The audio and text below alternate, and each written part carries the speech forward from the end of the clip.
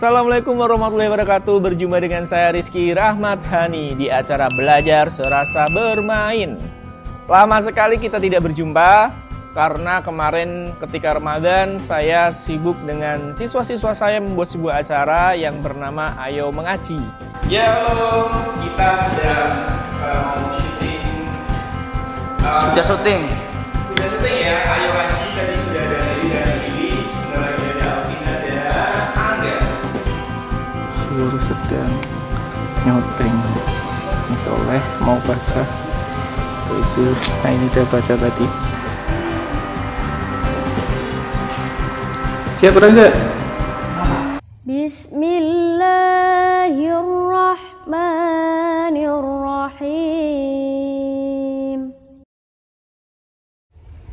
Wa man kafara fala yahzunka kufru.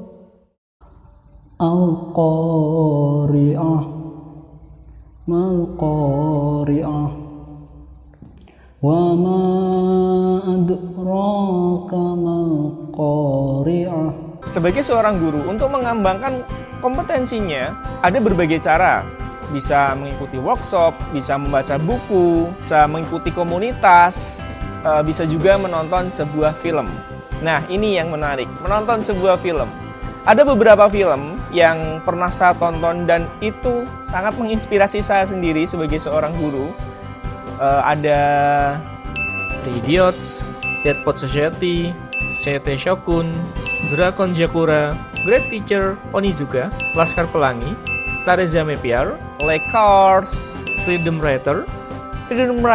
Ya, saya akan membicarakan tentang Freedom Writer.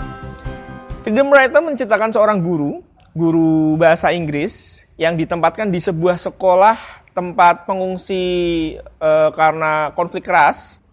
Di situ dia punya impian yang tinggi, mengubah siswanya, mengubah sekolahnya. Namun ketika dia sampai di lokasi, apa yang dia bayangkan ternyata berbeda jauh dengan kenyataan.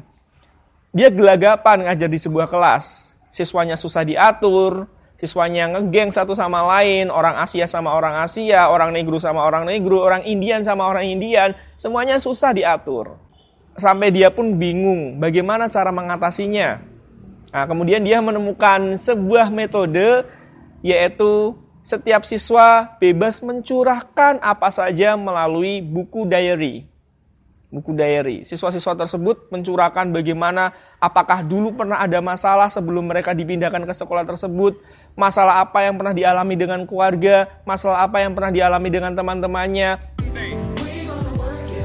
Everyone has their own story. We're gonna write in these journals.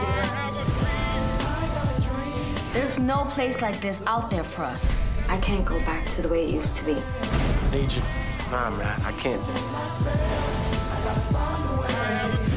Nobody listens to a teenager, and they don't see the wars we fight every day. Sit there till the police came. Then I heard gunshots. She told us we had something to say to people. Dari film tersebut, banyak pembelajaran yang saya dapatkan. Saya mengerti bahwa menjadi seorang guru itu bukan sesuatu yang instan. Perlu yang namanya proses. Dari kesalahan dulu, kemudian belajar, lalu akhirnya tahu cara yang tepat untuk mengatasi sebuah masalah. Ternyata anak-anak yang menulis, mereka bisa meluapkan apa saja yang dialaminya. Dari melihat film tersebut, saya pun pernah menerapkannya di kelas, di proyek menulis. Jadi semester kemarin saya menerapkan sebuah metode sebelum pembelajaran bahasa Indonesia 15 menit. Anak-anak menyiapkan satu buku. Buku tersebut bisa dituliskan apa saja yang anak-anak pernah rasakan, misalnya satu hari yang lalu, seminggu yang lalu, atau bertahun-tahun yang lalu yang pernah mereka rasakan, alami. Saya meminta siswa untuk memberi nama setiap buku hariannya. Saya terinspirasi dari vlognya Mas Erik Sukamti yang bernama Das Diary of Erik Sukamti.